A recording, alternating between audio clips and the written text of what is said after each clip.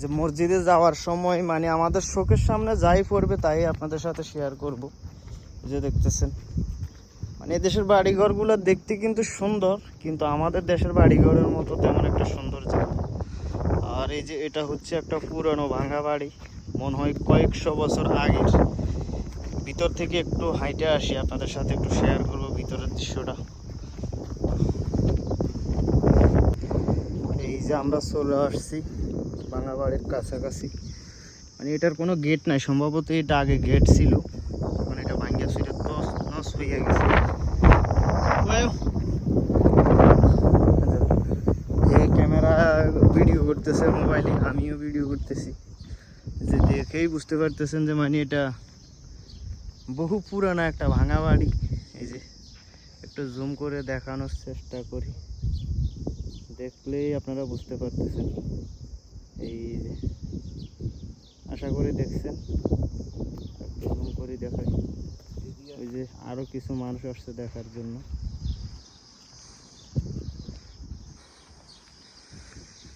আফসার ভিতরে হাইটা ঢুকিয়া যাইতেছে, আমরা এটার ভিতরে ঢুকবো একটু, এটা ভিতরে ঢুকে আপনাদের সাথে একটু দেখাবো বিষয়টা।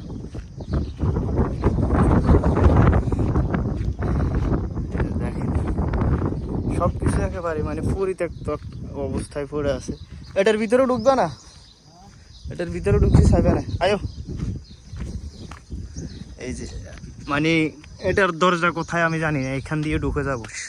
যা যা আগে যা দেখি ভিতরে কি দেখা যায়। ওইসে এ উপরে উড়ি খারা।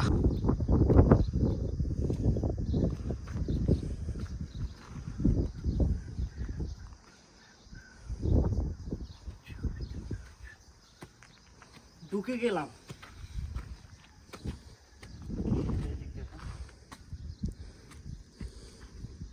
দেখতেছেন মাঝখানে একটা ভাঙা চূড়া অবস্থাতে পড়ে আছে।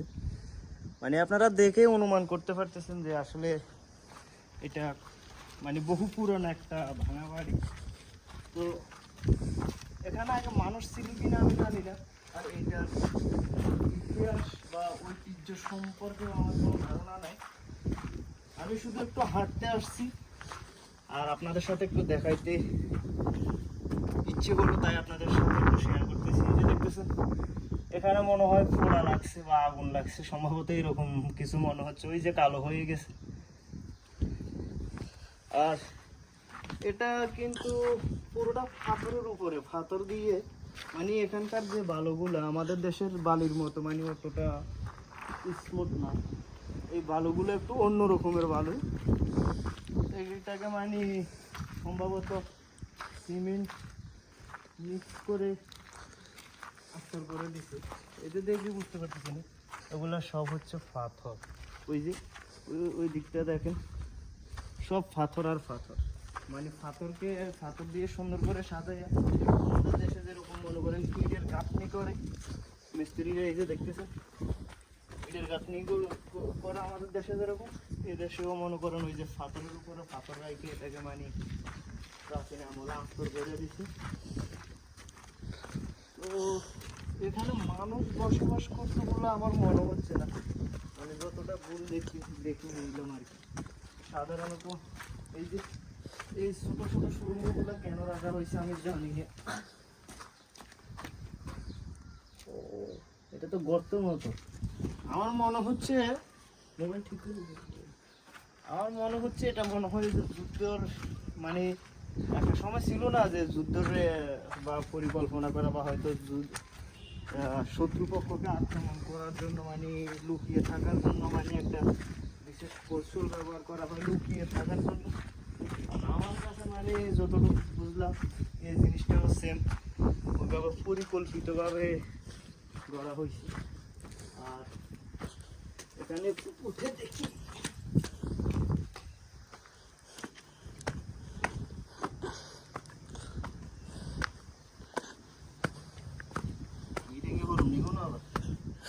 মোবাইল ঠিক অন্য মোবাইল সেটটা করে ভাঙ্গা ডাঙ্গা পড়ে কিনা মানে ভয় লাগতেছে। এই যে ভাঙ্গিয়া রয়েছে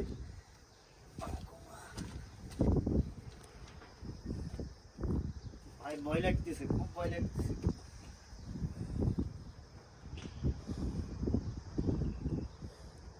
ওই আস্তে আস্তে আস্তে আস্তে নাম।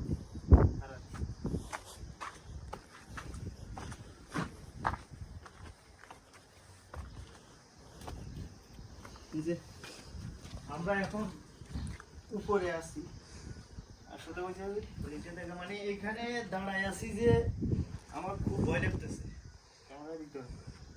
এখানে দাঁড়ায় আছি যে খুব ভয় লাগতেছে, কারণ এটা ভাঙা চুলে যদি পড়ে তাহলে আমি নাই, আমি শেষ। ও মাই গড, ও মাই গড। এদিকেও এই জিনিসটা একটু দেখেন, এখান থেকে আমি দাঁড়াইছি, আমার ভয় লাগতেছে। এই যে আপনারা দেখেন, ভালো করে দেখেন, মানে কি একটা অবস্থা। উপর থেকে নেমে আসছি, মানে আশা করি আপনাদেরকে দেখাইতে পারছি। এখন লাস্ট আমরা নিচে যাচ্ছি, মাঝখানে যে বাড়ির মাঝখানে যে পুকুরের মতো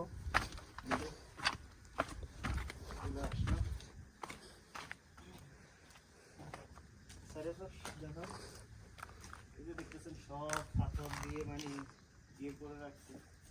তো আমরা এখন বাইর হয়ে যাবো, মানে যে পথ দিয়ে ঢুকছি সেই পথ দিয়ে বাইর হবো না, অন্য একটা পথে আমরা বাইর হবো। দেখি বাইর হইতে পারি কিনা, বাইর হওয়ার সেই রাস্তাটা আছে কিনা সেটা একটু খুঁজে দেখতেছি। মনে হয় সম্ভবত আছে।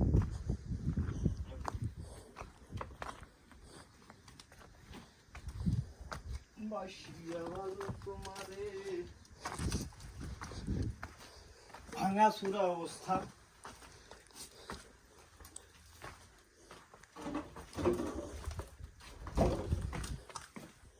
লাস্ট মনে হয় এই যে বাইর হওয়ার দরজা, আজকে গেছি।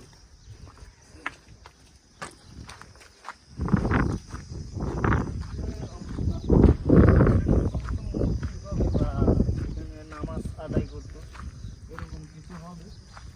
ওই পাশের ভাঙা বাড়িটাতে আমরা যাইলাম না, সেটাতে আমরা না যাই। আপাতত এটা ঘুরে ভিডিওটা অনেক বড় হয়ে যাচ্ছে। তো সবাই ভালো থাকেন, সুস্থ থাকেন, আল্লাহ হাফেজ। ভিডিওটা শেয়ার করেন, লাইক করেন, কমেন্ট করুন।